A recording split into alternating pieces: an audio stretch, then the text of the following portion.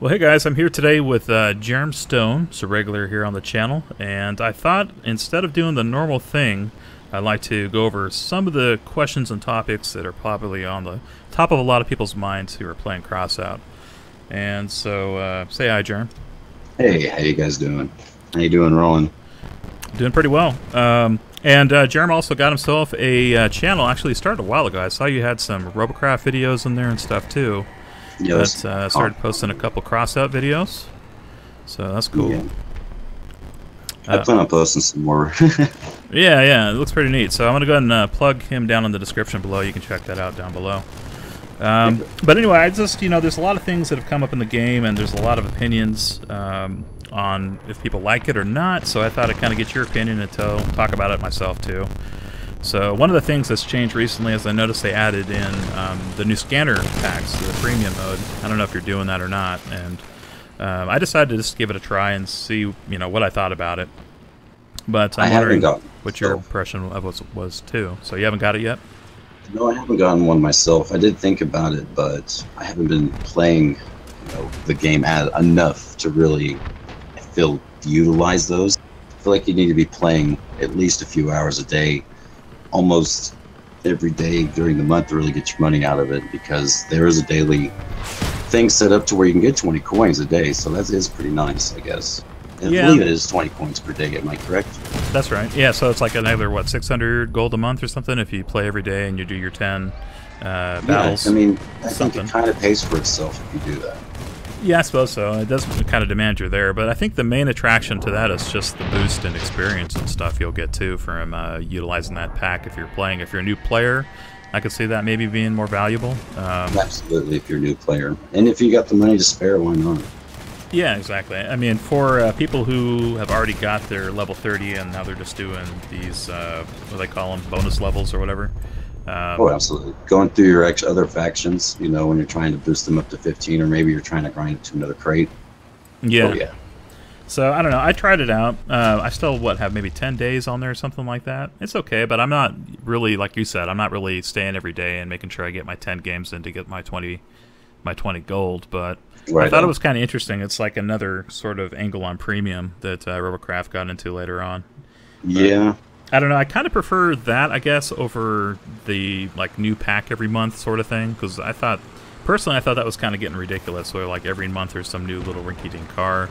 I like the new parts. Don't get me wrong, but it's just they're $20 to $60, something like that, every time. So I think the best part about the packs, and I wish they would just do this without it having to be a pack, is the introduction of new parts, which go into the market, and it does sometimes it'll cause blue parts to go up a little bit in value. Maybe people grind for those more.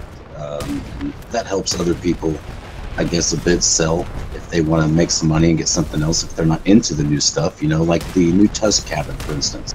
A lot of people like it because it's super fast. They're using it in races.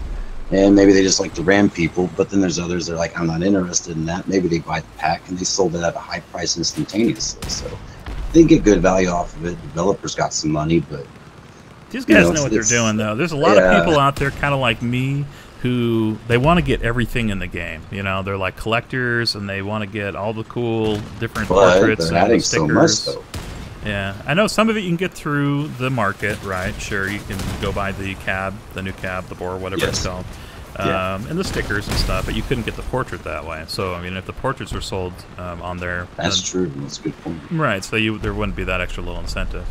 I haven't actually bought that boar pack yet, but I probably will at some point in the future. I think I'm just going to wait till everything goes on sale again, like for Christmas. At least I'm hoping they do that again, because there's so many packs out now, and if they're going to keep releasing one every month, it just gets to a point where it's like, all right, how many packs am I actually going to buy? A lot of the stuff on this new one I didn't really need except for the cab. That's the only thing that's like the new interesting part.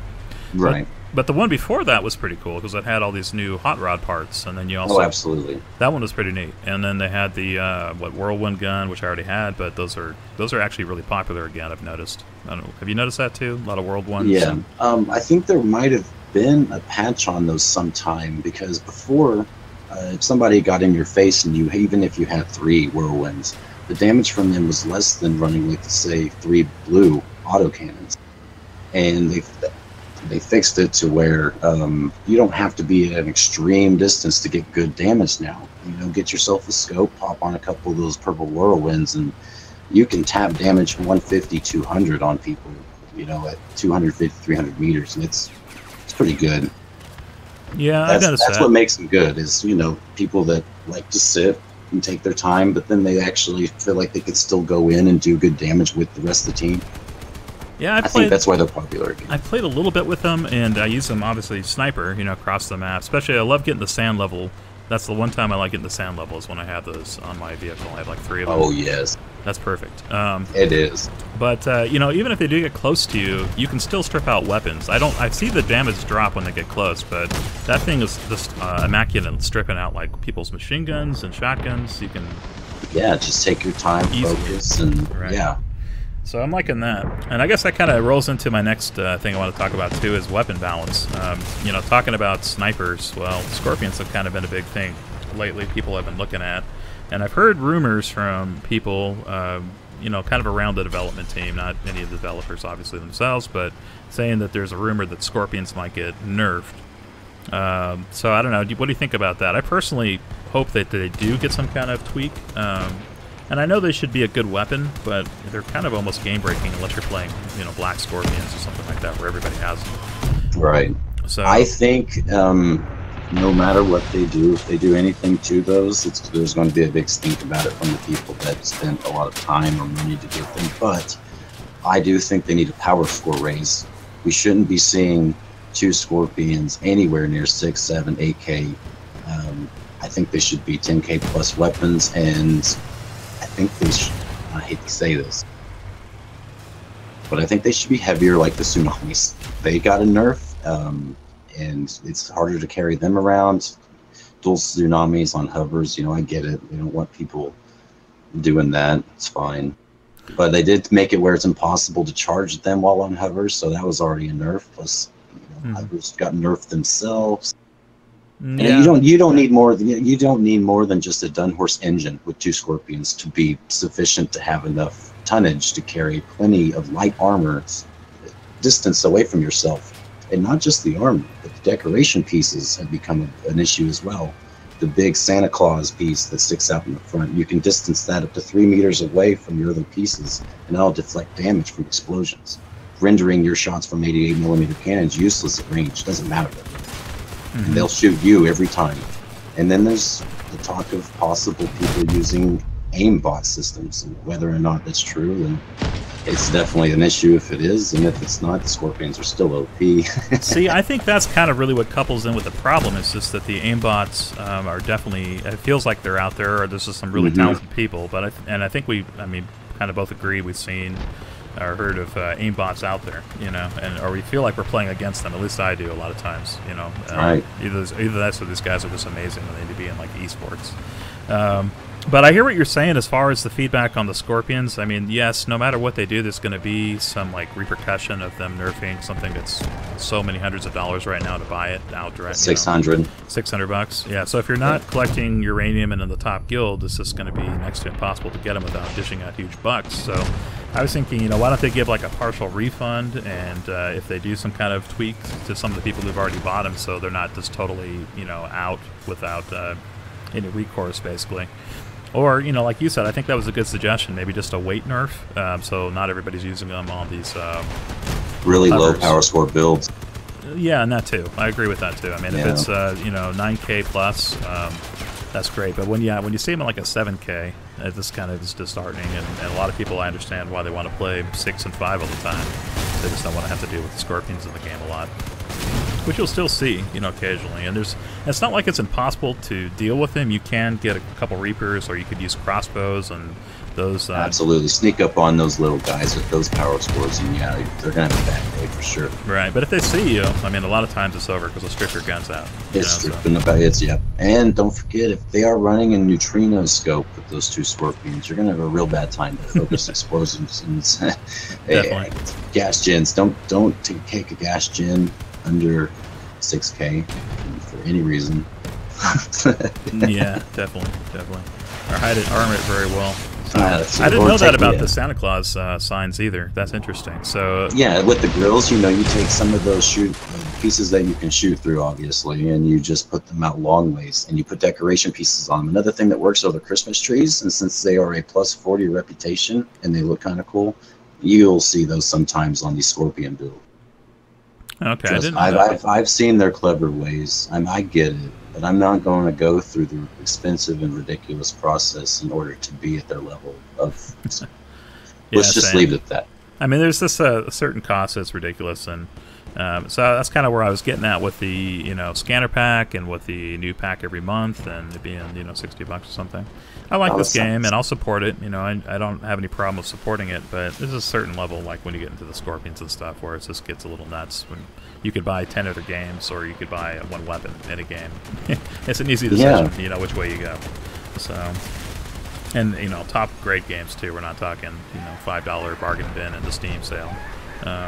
Right. So, other things too. I mean, you got storage, and you also got upgrading your slots for putting more vehicles in too. So it's kind of an expensive game when you look at it that way. If you're content with 4 slots and you're good at building and you don't mind switching out your vehicles, that's great. But again, yeah, I mean, I've had 4 slots since I started playing Crossout during the closed beta phase, and even when it went open beta, I've stayed at the 4 slots. And what I do is I have 3 that are my ones that I don't put on the exhibition, not for fear that people will use them, but they might laugh at me going, "Why do you use this?"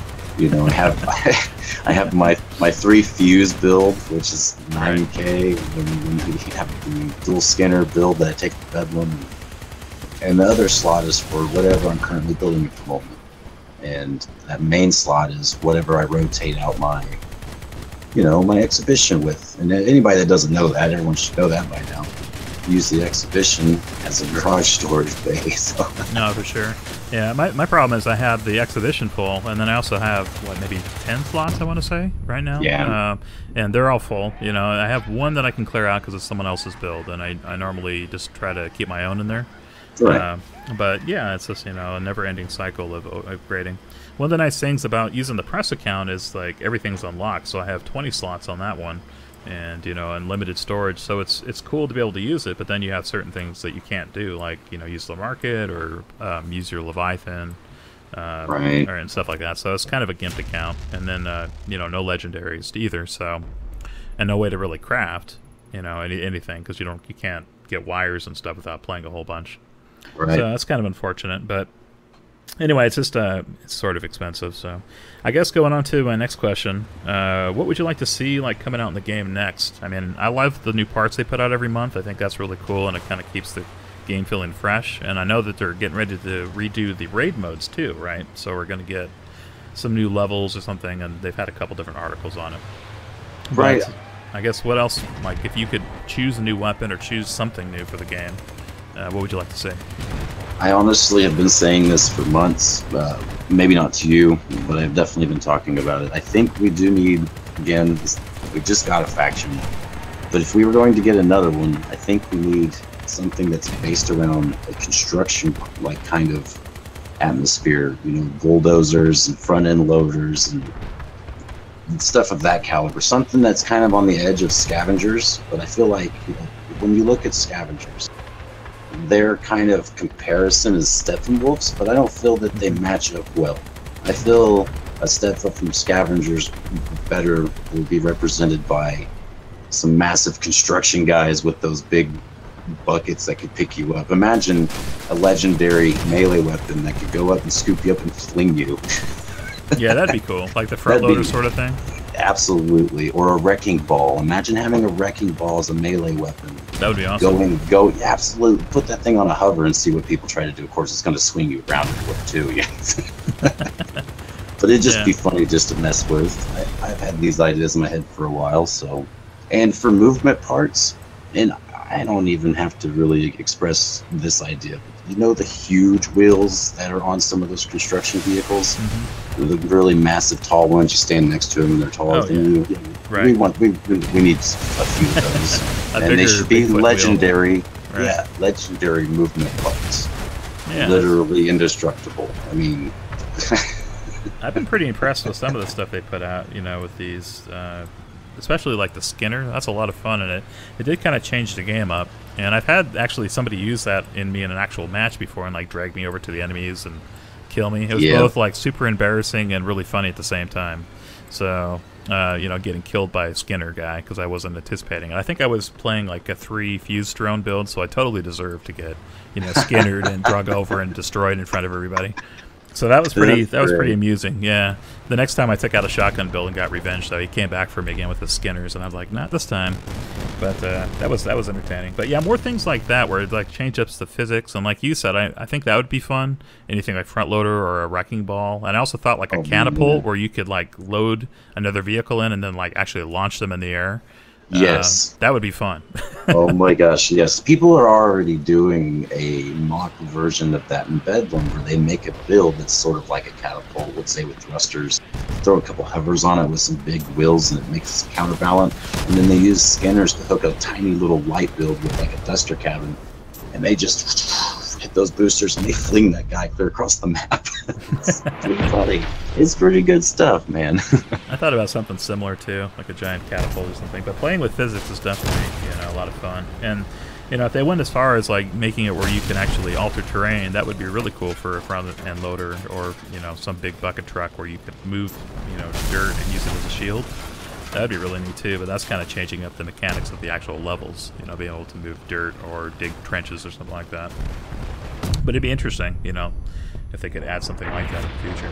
Yeah, that'd be really nice. Terrain deformation would be really good in this game, especially if you could do it with explosions. Yeah, think about the mortars. Like if the mortars come down and they actually create a giant mortar hole and people fall into the hole. Yeah, that would be awesome. Pretty cool. Up to a point, we understand that there's limitations and it can't go on forever. Right. I have played games that are 10 plus years old, Red Faction, for instance, where there was plenty of terrain deformation. Right. And those games certainly had limits too, but it wasn't so limited where it felt like restricted. It was fun, I feel like they could do something like that in this. At least get us some destructible environment. Like those train cars that are always in my way, I would like to destroy them. That would be awesome. Just like, and also the wreck tanks and everything in the city level. Or wrecked cars, just be able to blow them out of the way. That'd be satisfying. Yes, sure. So satisfying. Everything's very static. Mm-hmm. And they're nice maps, and they've put in their effort, but I feel like we need more dynamic environment. That would be really cool. I think that would definitely be a step up, and it'd probably bring some people back in just to kind of play with the environments. Especially if they're interactive, where the falling wall of a building could actually hurt the guy underneath it. Right, or open up another pathway and maybe get a flank on somebody. And this ties into something else as one we talked about, where you were talking about the raids being updated. Mm-hmm. I hope with this update, with the way to make it sound, where it's kind of a progressive thing, you do this task and push on, do another. I like that idea. That sounds real fun. That sounds more like a raid to me, where it's more rewarding, longer journey. And I'm okay with that. But I feel like they should also try, not necessarily single player, but kind of a path mode that maybe some, not necessarily clan members, but maybe you and a friend in a co-op mode can take, and just to go through and survival mode. You just go on a path from A to B, and B's necessarily not an end. It's maybe by the time you and your buddy don't make it or something, I guess, or you break down or whatever. And you could maybe pick up parts on the way, repair kits. It can't be parts. Your ammo packs are already in the game. When you kill enemies, you can pick those up. Yep. And it could just be waves of enemies in a line. We already have convoy and chase mode, which are kind of A to B. Just extend that line further, maybe procedurally generated. Yeah, that'd make it more fresh, I guess. Each time it's a little bit different. Use the same assets just in a randomizer. But of course, that always comes with its own issues. Yeah, I'm looking forward to seeing what these new raids look like. I didn't, I kind of read over them a little bit, but they do seem a little bit more dynamic and interesting. So we'll see how it goes. But they're doing good things with the game in general. It's just, I feel like, they're asking a little bit too much money in some ways, and I feel like they need to maybe give a little bit more out to entice people to stick around who are not absolutely dumping big bucks into it, because I'm a little concerned about the player base. I've heard people saying, and not really through my own observation, but they were saying that they feel like the player base is shrinking. Have you noticed anything there? Or? What's your thoughts on that? Yeah, absolutely. There is definitely a significant reduction in player base, and you can see yourself if you check the Steam charts. Although the Steam charts do not fully show you the player base because a lot of people do not play on Steam, especially, well, like players from Russia and stuff. They may not even have the Steam client. And so Crossout as a whole has a pretty good player base over in the EU and in Russia on their servers. The Asian servers are also doing all right. Australia's but the United States servers, the US servers, for some reason, are severely lacking here recently. And a lot of times, if you wait in queue longer than a minute, it will auto queue you into auto queue, which means it'll put you on open any server. I've been on EU and Russia servers, but it usually won't put me on Asia or Australia servers, as those are 200 plus ping for me. So that would be unplayable with most of my builds, since I like to, Yeah, I get thrown in EU a lot too, I've noticed, in Russia, so definitely I feel that. It's a reduction in player base for sure. It's interesting though, because I haven't gone to the Steam charts to kind of look that up, so I'm glad that you, kind of could confirm that for me. But I did notice that, Crossout still on what's being played on the first page of what's being played. It's not up near the top, it's like number 8 or 9, but that's pretty good for a game, and I think that's further along than what Crossout was even, or not Crossout, I'm sorry, Robocraft was able to do. I don't think they ever made the first page. So, right. So it's kind of interesting, because if they're, we're having a player reduction and stuff, and they're still on the first page, it can't be too bad. What do the numbers look like? I think what's helping them is they have like concurrent players. Like me and you, for instance, we come back daily. Right. There's hundreds, if not thousands, of us just in the United States that do that. I mean, I'd say hundreds, if not. I know there's thousands of us that do that.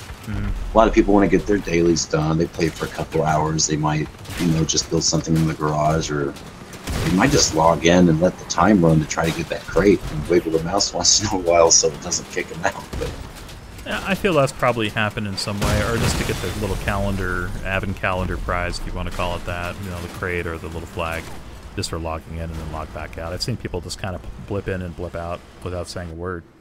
So, yeah, I can definitely see that coming.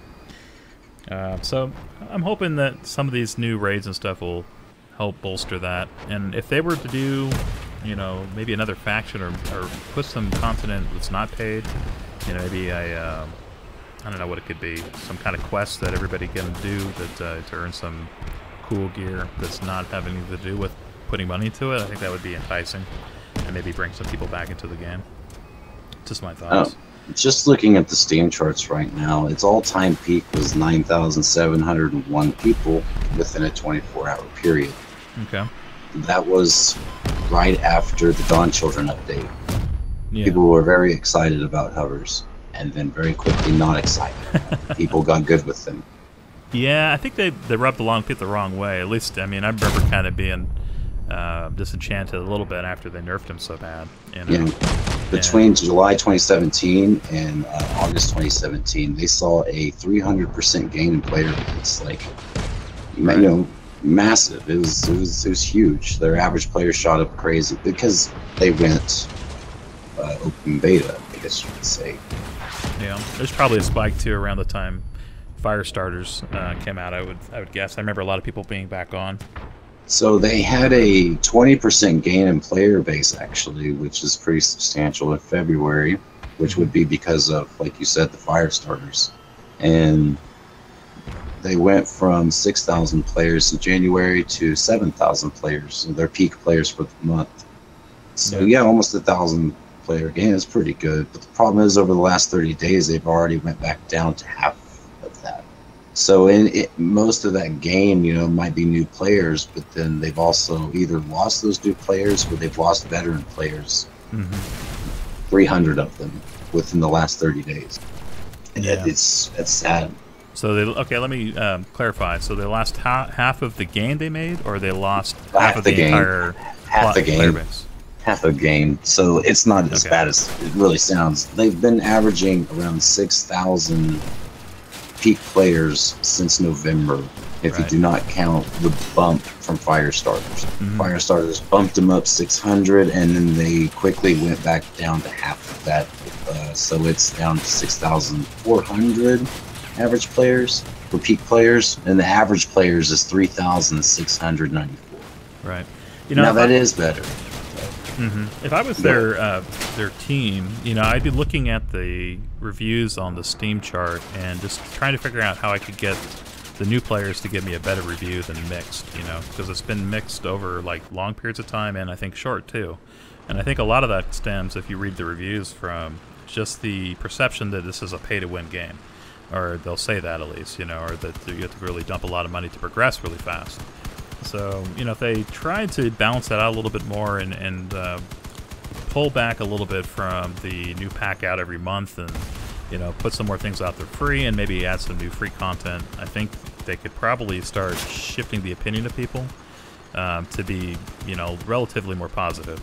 I don't know, what do you think? Or, if you were coming from it as somebody who worked for Crossout, Gaijin or Targum team, what would you be your strategy to, maybe make the reviews or make the community a little bit more happy with the product that we have? I guess, offer a one-time payment to have everything. That'd be cool. Or just be able to unlock stuff. Some people would probably do that, and the thing is right now that the prices aren't there, but I feel like in the natural progression of things, if they don't make any major changes, eventually the prices will fall. I feel like people will stop playing and they'll have to drop prices to entice new people to come to the game, so I think if nothing changes really right now, eventually it will, just if the community really does keep shrinking. But, overall, I feel like they're not in a bad spot. Like I said, they're on the first page of what's being played right now on Steam. So, I know for veteran players, though, after a while, it doesn't feel like there's a lot of new stuff to do. So I'm looking forward to the new raids. And, we've kind of tried every weapon there is, except for maybe scorpions and a couple of the relic weapons. But it's just, for me at least, it's kind of left me in a place where I'm like, okay, well, what else is out there in the meantime while we wait for some new content to come through? So that's one of the reasons why I've been looking at, I mentioned to you earlier before I started this, looking at Drone and looking at some of these other games that are out there, the same kind of like build and compete style thing. So do you have anything that, personally you're looking forward to that's coming out that kind of can rival, I guess, Crossout, or might be something totally different that you're interested in? The only thing that really comes to mind that I am interested in is Drone, but I'm not fully on board to commit, my money towards it yet.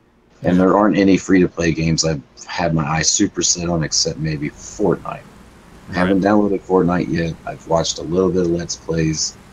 I'm into that kind of gameplay here and there. It's not something I do all the time, but, if I got enough community together or enough people together that were interested in playing something like that, that'd be pretty fun.